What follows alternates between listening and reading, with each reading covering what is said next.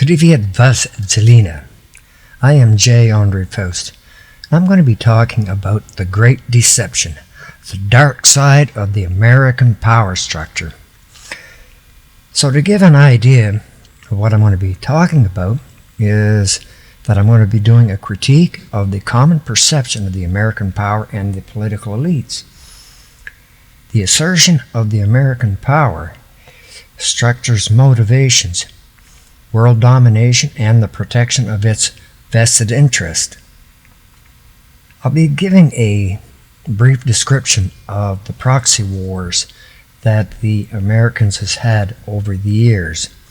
I'll be touching on the Korean War, the Vietnam War, the Latosian War, the Guatemalan War, the Bay of Pigs War, or invasion, I should say, the Dominican Civil War, the Angolan Civil War, the Afghanistan War, the Salvadorian War, the Nicaraguan War, the Yemen Civil War, and I'll be making references to John Perkins' Confessions of an Economic Hitman. So, with John Perkins, I'll be doing an analysis of the American power structure in light of Perkins' claims. The use of debt as a tool for control, the role of international cooperation and financial institutions, the use of corruption and coercion in foreign policy, the issues of sustainable and economic inequality. Some recent examples of American power structures: the assassination of Qasem Soleimani, I don't think I pronounced his name right, the bombing of Baghdad and the execution of Saddam Hussein, some current events and future considerations, and the big joke, the threats between North Korea and Joe Biden. So that pretty well sums up what I'm going to be talking about. I also realized that if I were to go into this in depth, I could very easily do a 12 one-hour lecture series on this subject. So to get started, what is the Great Deception, the dark side of American power structure? Well, the global propagandist has hailed the American power and political system as the ultimate fighters for democracy and human rights. However, that is absolute bullshit. True, it is bullshit. The American power structure's altruistic behaviors are twofold: to increase world domination and to protect its vested interests abroad. Nevertheless, the American government always justifies their actions in the name of democracy, except for the Korean War. The following list is drawn from my life experience. However, I searched for the dates and I've forgotten. There may be others that I have forgotten about. So let's first take a look at the Korean War, 1950 to 1953. While it was a direct conflict involving the U.S., it is also considered a proxy war between the U.S. and the Soviet Union and China. Two on my list: Vietnam War, 1955 to 1975. The U.S. supported South Vietnam against the North, which the Soviet Union and China backed. The Laotian Civil War, 1953 to 1975. During the Vietnam War, a similar conflict occurred in Laos, which the U.S. supporting the Royal Lao government against the communist Patho Lao, backed by the Soviet Union and North Vietnam. Four on the list: the Guatemalan Civil War, 1960 to 1996. The U.S. supported several Guatemalan governments during the war against the leftist rebels. Ooh, those leftist rebels. 5. Bay of Pig invasions, Cuba, 1961. The U.S. supported Cuban exiles in a failed attempt to overthrow Fidel Castro's government. 6 on the list, the Dominican Civil War, 1965.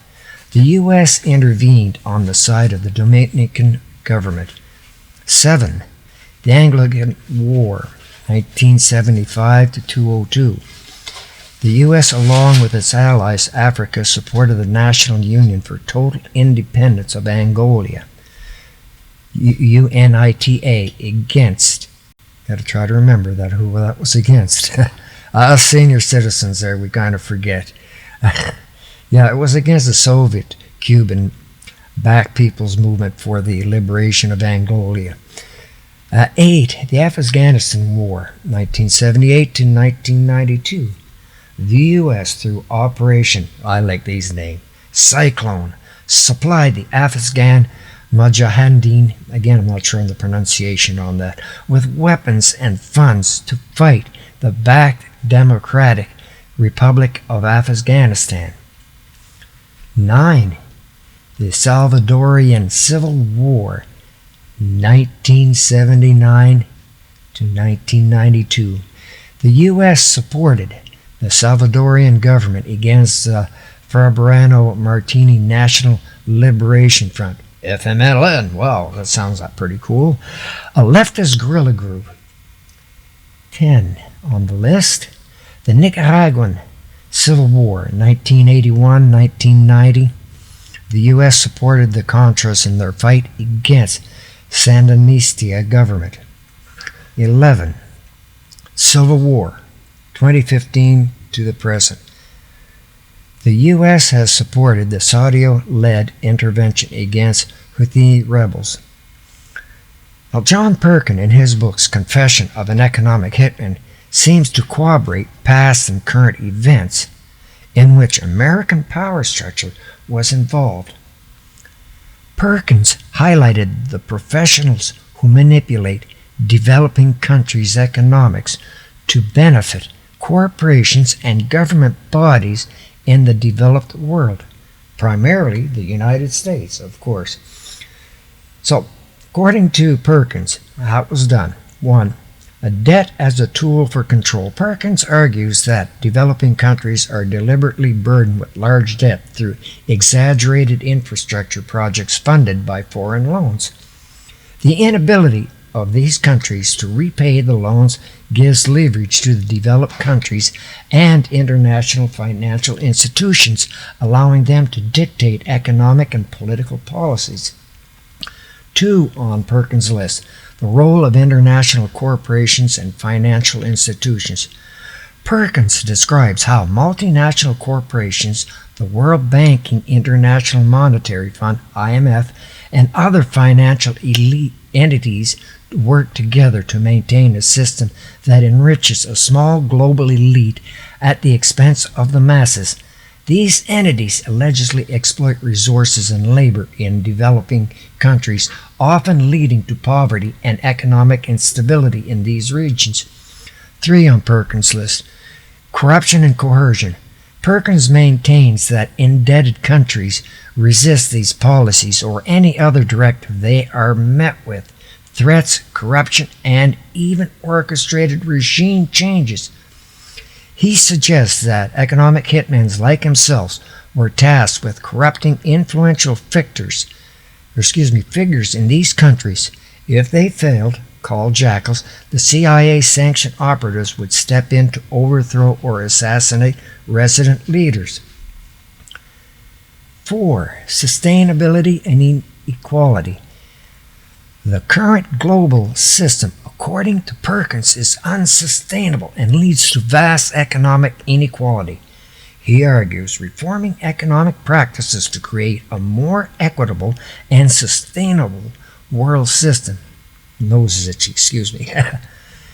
The aforementioned is just a summary of the American imperialism techniques to hold the world at bay.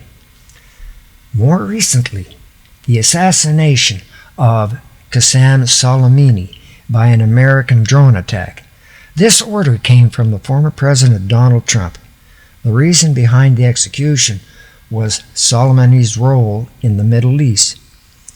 Furthermore, the threat to the U.S. national security was only an accusation, yet Absolutely no evidence except the American propaganda machine was provided to support these accusations. These attacks on Soleimani is similar to the bombing of Baghdad, which led to the ultimate execution of Saddam Hussein. The United Nations told George W. Bush that there were no weapons of mass destruction. Yet, Bush proceeded to exterminate Saddam. What for? His oil.